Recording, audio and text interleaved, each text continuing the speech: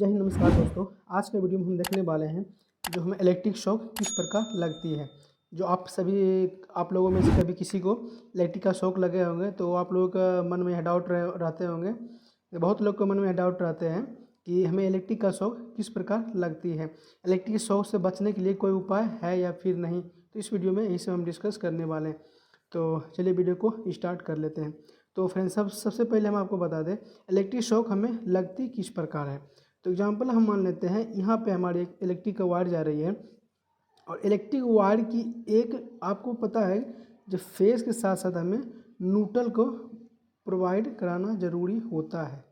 जब भी किसी भी चीज़ को अगर जो हम किसी भी चीज़ को वर्किंग कराना है, जब हमें बल्ब को चलाना है तो बल्ब को चलाने के लिए हमें सबसे पहले उसमें न्यूट्रल को ज्वाइंट करना होता है, तभी हमारी बल्ब जो होती है वो ग्लो करती है।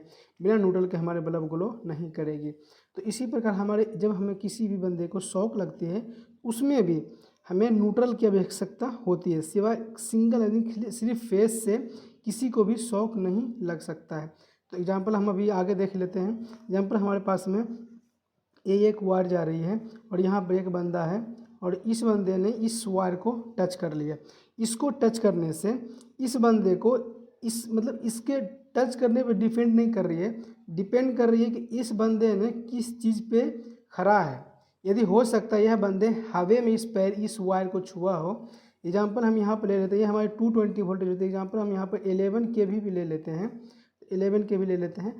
यदि यह बंदा इस वायर को जो हवा में छुआ हुआ है, जैसे कि इस वायर में लटका हुआ है, इस समय जो 11 kV पे ये लटका हुआ है तो इस बंदे को इलेक्ट्रिक का शॉक नहीं लग सकता है।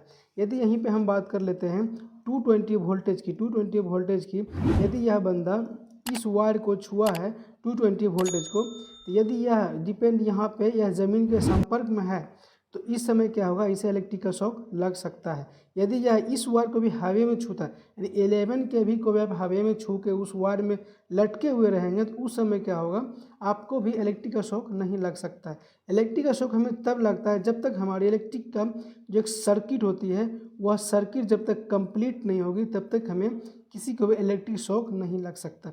तो सर्किट कंप्लीट कब होती है, जब आप इस वायर को टच करते हैं। एग्जाम्पल हमारे पास में फेस वायर है, जब आप इस फेस वायर को टच करते हैं उसमें क्या होता है, आपके शरीर में पूरा इलेक्ट्रिक फ्लो हो जाती है। आपके शरीर में पूरा वोल्टेज होती है, करंट जो होती है वह फ्लो हो जाती है। फ्लो होने से क्या होती है, यदि इस करंट को रिटर्न पाथ नहीं मिलेगा कहीं भी जाने, मतलब आपके शरीर में करंट आ चुका है, इस करंट को कहीं भी जाने का रिटर्न पाथ नहीं मिलेगा तो उस समय आपको इलेक्ट्रिक का शॉक नहीं लग सकता। यही अगर जो आप किसी के पैर या फिर आप कहीं भी आपको टच कर देते हैं, जो कि ग्राउंडिंग में आपका पैर या फिर हाथ, शरीर किसी भी चीज़ यानी कि या फिर दूसरा इंसान भी आपको टच कर देता है, उस कंडीशन में आपको इलेक्ट्रिक का शॉक लग सकता है। और आप लोग को पता है 11 kV हमारी इतनी हैवी वोल्टेज होती है, यदि 11 kV में आप छुए और किसी ग्राउंडिंग के साथ टच हो गए उस समय आपको सेकेंड भी नहीं लगेगा, आपका मृत्यु हो सकती है। 220 वोल्टेज में क्या होती है जी, हमारे एक बार शॉक लग भी देता है, कुछ सेकेंड तक हमें इस वायर को छुड़ाने के लिए हमें कुछ सेकेंड टाइम मिल जाती है, लेकिन 11 kV में आपको यह टाइम नहीं मिल सकती है। तो डिपेंड करता है कि हमें वोल्टेज इस वायर को छू लिए हैं तो उससे हमें इलेक्ट्रिक शॉक लगेगा नहीं लगेगा वो डिपेंड नहीं करता है, डिपेंड ये करता है आप किस चीज़ पे खड़े हैं।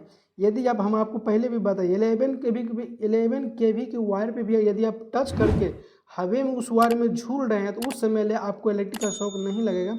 लेकिन जब आप ज़मीन के संपर्क में रह के 220 वोल्टेज को भी छू लेंगे तो उस समय आपको इलेक्ट्रिक का शॉक लग जाएगा, और कितना ज़बरदस्त लगेगा। यदि आप लोगों में से किसी को लगा होगा तो आपको पता ही होगा, क्योंकि हम लोग इलेक्ट्रिक का काम करते हैं तो कभी कभी लगते रहता है, तो इसलिए कि हम लोग को पता है। तो आप इस इमेज में देख सकते हैं, यहाँ जो इस इमेज है, इस इमेज में क्या है, आप इसके करंट के फ्लो होने की दिशा को आप देख सकते हैं। यहाँ जब यह बंदा इस इलेक्ट्रिक को टच किया है, इसके शरीर में देख सकते हैं इस प्रकार से करंट इसके शरीर में फ्लो हो रहा है। फ्लो किसके जिधर, मतलब आपके पूरे शरीर में करंट फ्लो होगी, लेकिन फ्लो कब तक रहेगी, जब तक आप किसी चीज़ में संपर्क नहीं रहेंगे तो उस समय क्या होगा, आपके शरीर में पूरा शरीर में करंट फ्लो हो रहा होगा। लेकिन जैसे ही आपका जो पोजीशन, आपका हैंड चाहे आपका पैर किसी भी चीज़ से टच हो जाती है, किसी भी ग्राउंडिंग से टच हो जाती है, तो पूरी सप्लाई जो होती है आपकी उसी ओर फ्लो हो जाती है। इलेक्ट्रिसिटी क्या होती है, जिधर उसकी रेजिस्टेंस लो होगी, जिधर रेजिस्टेंस लो होगी उसकी करंट की फ्लो भी उसी ओर भागती है। इसको इसको आप देख सकते हैं यहाँ पे क्या हुआ है, इसके नीचे एक गीला मतलब यहाँ पे पानी गिरा हुआ है, इस जगह पर आप देख सकते हैं यहाँ पे पानी गिरा हुआ है। और जब यह बंदा इस इलेक्ट्रिसिटी को टच किया है तो इसके शरीर से करंट आप देख सकते हैं किस दिशा से, यहाँ से निकल के इस दिशा से निकल के इसके शरीर में यहाँ इस पैर से होके इसके मतलब सर्किट कंप्लीट हो रहा है। और इसके पैर गीला है और यहाँ पे सर्किट इसकी कंप्लीट हो रही है, इसकी पैर ग्राउंडिंग हो चुकी है और इसके शरीर से ये इलेक्ट्रिसिटी फ्लो हो रही है। यह इलेक्ट्रिसिटी जब तक इसकी पैर से यह हट नहीं सकता है, मतलब यहाँ से या फिर आप इस जगह से जो यहाँ पैर इसका है, इसकी पैर वाली जगह से यहाँ से आप हटा सकते हैं या फिर इसको यहाँ से हटा सकते हैं। जब तक इन दोनों जगह से मतलब पोजीशन हटेगा नहीं तब तक इसको इलेक्ट्रिक का शॉक लगता रहेगा। आपको पता है इलेक्ट्रिक शॉक से कुछ सेकेंड में ही मौत होने की चांसेस बढ़ जाती है, हमारे शरीर को भी यह डैमेज कर देती है।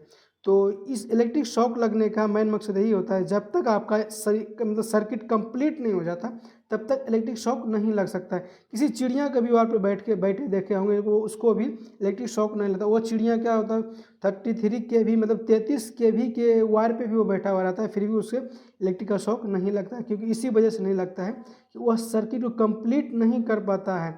और सर्किट जब कंप्लीट नहीं होगा तब इलेक्ट्रिसिटी नहीं हमको लगेगा। जब तक हमारी शरीर में करंट जो फ्लो होती रहेगी, लेकिन जैसे ही अगर जी हमारी किसी भी बॉडी हमारी कहीं भी ग्राउंडिंग में टच हो जाएगी उस समय हमें इलेक्ट्रिसिटी। उम्मीद करता हूं कि आपको इस वीडियो से क्लियर हो चुके होंगे इलेक्ट्रिक का शॉक हमें कब लगता है और किस पोजीशन में लगता है और किस वजह से मतलब, और इलेक्ट्रिसिटी से हम कैसे बच सकते हैं, मतलब इलेक्ट्रिक शॉक लगने से हम कैसे बच सकते हैं, क्या क्या सावधानियाँ उसमें बरतनी होती है।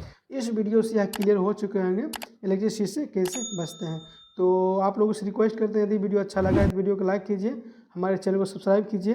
तो आज के वीडियो में इतना ही, मिलते हैं किसी नेक्स्ट वीडियो में किसी नेक्स्ट टॉपिक के साथ, तब तक के लिए जय हिंद।